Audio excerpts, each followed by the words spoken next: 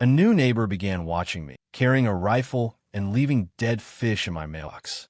Despite reporting him, the harassment escalated. Original post, February 4th, 2019. A few weeks ago, a new neighbor moved in across the street. To my knowledge, it's one guy who is about 40 to 50 years old. For the past few weeks since he moved in, he has been taking walks around the neighborhood, and every once in a while, when he passes my house, my living room has a window that could see into the front yard. He stands and watches. When I go outside to investigate, he just says something to the tune of admiring my shingle work or stargaze. He has used these excuses before. He never comes directly onto my property when he does this.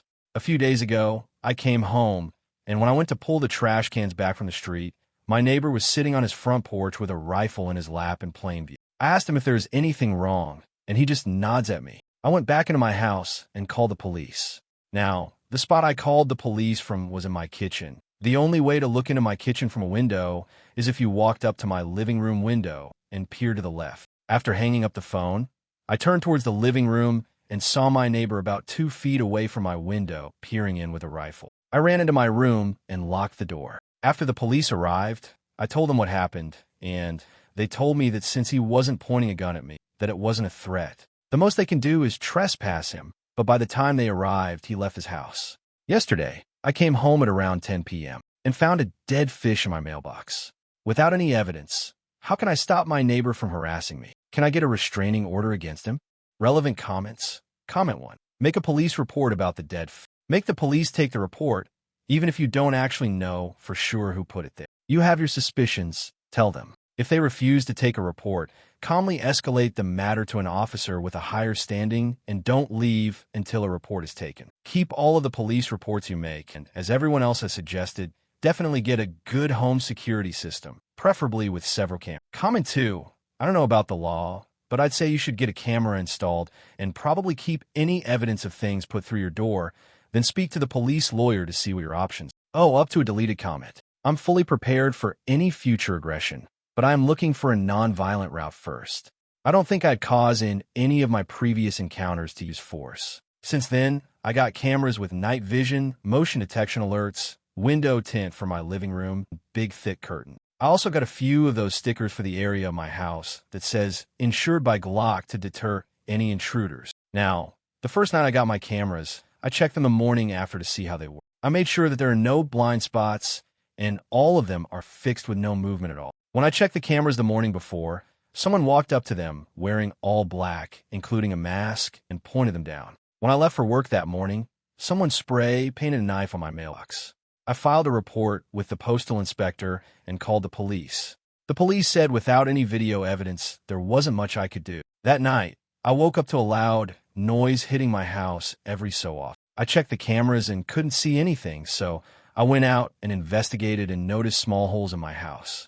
Looking around the ground, I see discharge rounds. I called the police again and confirmed that it was .22 shots from far away. I have a concrete home, so that would explain the lack of penetration. The police offered to have a car patrol the neighborhood and sit outside for 3 days, and nothing happens. I asked them if I could get a protective order from my neighbor who has a history of being hostile, and they said since I had no direct evidence implicating him that I can't file it out of nowhere despite previous confrontation. I filed another report with a different officer and got the same spiel. I asked them to take fingerprints of the bullets, and they chuckled and put the bullets in a bag. And 3 days ago, I heard shots again and checked the cameras and noticed they were facing my neighbor's house just where I put them, and I saw a silhouette shooting from the middle of my street before stopping and running to the back of my. After that, I called the police in my room while watching the camera. The police came and walked me through the same BS as last time, even after I showed them the cameras. They knocked on my neighbor's door, and he claimed he heard and saw nothing. After they left, I asked him if he was telling the truth, and he looked at and smiled. It was very unnerving. I don't know what to do at this point. Top comment OP. A suggestion for you might be to purchase a trail camera, essentially an outdoor camera that runs on batteries and records to a memory card, and try to place it somewhere non-obvious on the outskirts edge of your property. A few other thoughts. Go to your local county courthouse and actually inquire there to what the requirements are for a restraining and/or no contact order. The police may not be the best persons to ask about if your neighbor qualifies for. Contact your local chief of police and let them know your property has been vandalized and shot at. Ask if there's anything else that can be done. Final update, April 23rd, 2019. 3 months later, this similar behavior is something I suffered over the course of 1 to 2 months. And I made posts in LA asking for help and got reasonably good answers. Unfortunately, my neighbor pushed it too far and tried to break into my house in the middle of the night after a series of weird, escalating behavior. As a result, I shot him multiple times. I was questioned and interviewed over 7 hours and then released due to Florida's standard ground law. Turns out the neighbor was mentally ill, and the family is currently trying to sue me for wrongful death. Hope this goes better for Leon than me. I should have just moved. Now, to the next story. Story 2. Am I the fool for telling my brother he'd never measure up to our late father after he lectured me about drinking and quitting soccer? Original post, March 11th, 2019. I have 3 older siblings, 2 sisters who are 28 and my older brother, Seth, who is 26. I am the youngest child at 16. 3 years ago, our dad died of cancer after a pretty rough battle. Being 11 when my dad got sick, I remember it being a pretty scary time, not always understanding what was happening, but the one thing I always knew was that Seth was there for me. Obviously, it was also a very difficult time for Seth, but he really looked out for me during that time, and Seth has continued to be the same great guy and awesome big brother to this. So, 3 weekends ago, I went to a party, drank too much, and I got drunk for the 3rd time in my life. I called Seth and asked him if he could come get me when I wanted to leave, and my friends, one of which was our designated driver who was sober, wanted to stay. Seth came to pick me up, worried that I was going to get in a car with a drunk driver. The next day, he lectured me on my drinking problem and getting into cars with drunk drivers. Things got heated because I felt like he was assuming a lot because I'm a junior in high school, and I've only drank 3 times at parties, which I feel is pretty normal, and I wasn't going to get in a car with a drunk driver. My DD was completely sober,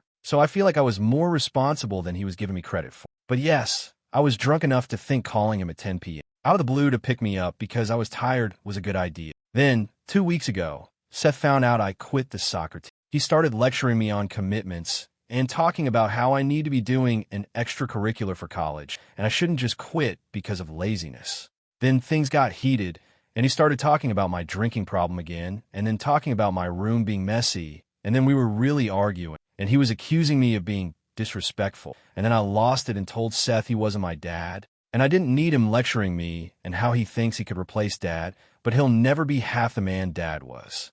I was mad and just looking for something mean to say. Seth left my room, and about 30 minutes later came back in and apologized for overstepping. It was clear that he had been crying, but I was still mad and couldn't bring myself to apologize even though I knew that I should and that I didn't mean what I said. Seth left and went back to his place, and we didn't talk for 3 days. 3 days later, I finally did the right thing and texted him a heartfelt apology for what I had done and thanked him for always caring enough to be there, and told him I spoke with the coach about rejoining the soccer team. He texted back hours later, "Thank you, that means a lot." Since that time, we've only spoken sporadically over text, whereas we used to speak all day. I've asked him if he wants to hang out, and he's always busy, or he says, maybe tomorrow, and then when I text him the next day, he doesn't reply until it's too late. Seth has come to every soccer game I've had over the past couple of years, but he's missed the last 2. I have apologized again by text. I would do it in person, but I haven't seen him since our fight, whereas normally I see him a couple times a week. One of our things has been going to see Marvel new releases. I asked him if he wants to go next weekend, and he said his girlfriend surprised him and took him this weekend. So I replied back, "Okay, maybe we could do something else together. I'd love to hang with you. I miss you." No reply yet. I know what I said was completely wrong, and besides being a very mean thing to say, it's not true at all. He's great. I understand why he's upset, and I know it's my fault, but now I don't know how to make things better. Seth was overbearing at times, but I would give anything to go back to that right now. Is there anything more I could do to fix this? TLDR. Got into a fight with my older brother a couple of weeks ago because I felt like he was trying to parent me. We got into an argument, and I told him that he'll never be the man our deceased father was. This hurt my brother's feelings, and things haven't been the same since. Relevant comments. You broke his heart, and I don't say that to make you feel guilty. I say that so you can understand that a text message apology is not remotely enough. You need to go to him, not wait for him to come over. You literally need to go to his place and apologize in person. Oh, You're absolutely right that a text apology is not enough for what I've done. I want to apologize in person because he deserves one. So should I just show up to his place uninvited because I've thought about doing that? I asked to come over before, and he didn't reply until it was already late, saying he had just got home, but next time I could. Update May 23rd, 2019, 2 months later. I thought I would provide an update to my post. Someone advised me to write my brother a letter apologizing, which I did. I apologized for being mean and hurtful and that I was wrong for doing that. I also got him a separate card and wrote a message thanking him for everything he's done for me. I went to his house with my letter and card when I found out he was home to go talk to him, but unfortunately, when I got there, he was gone already, so I slid them under the door. When he got back home, he found them and read them, and then he called me to arrange to come see me. He came over here, and I apologized in person for what I said. He was very straightforward with me and honest about my actions. He explained that the reason he had been avoiding me lately is because he needed some time apart because he was beginning to not like me. He said he loved me, but he didn't want to be around me sometimes. That was pretty hard to hear. He said that lately I've just not been very nice. The comment about her dad was by far the worst, but I make other snappy comments. He had tried to brush it off as me being just as a teenager, but had now decided it was best to let me know being a teenager is not an excuse to be a constant jerk to everybody at home, is how he put it. He gave a few examples, and looking back, he was absolutely right. It was pretty upsetting to hear. I know he wasn't saying it to upset me, and I was thankful that he was telling me, or at least I'm thankful now. I promised that I would check my attitude. He said a little more thoughtfulness was all I needed, and that even though sometimes I act like one, he knows I'm not one. After we finished talking, we hugged. He told me not to forget that he loves me and that I'm great. Since then, I've been trying to be more considerate. I really am trying to follow the advice he gave me. It's been a couple months now, and I'm happy to say that it's working. Our mom told me a couple weeks ago that I'm a joy to be around. In the car earlier today, my brother told me that it's been really nice spending time with me, so that's good news. TLDR, apologize to my brother for the terrible thing I said to him. He warned me that I was turning into someone that he didn't want to be around, even though he loved me. I've worked on fixing my attitude over the past 2 months, and today my brother told me it's nice to hang out with me. Edit. Wow, I wasn't expecting this to get big. Thanks for the advice and for the gold. Much appreciated. Thank you for watching. If you haven't subscribed yet, please do so and hit the notification bell to stay updated with more shocking real-life stories happening around you.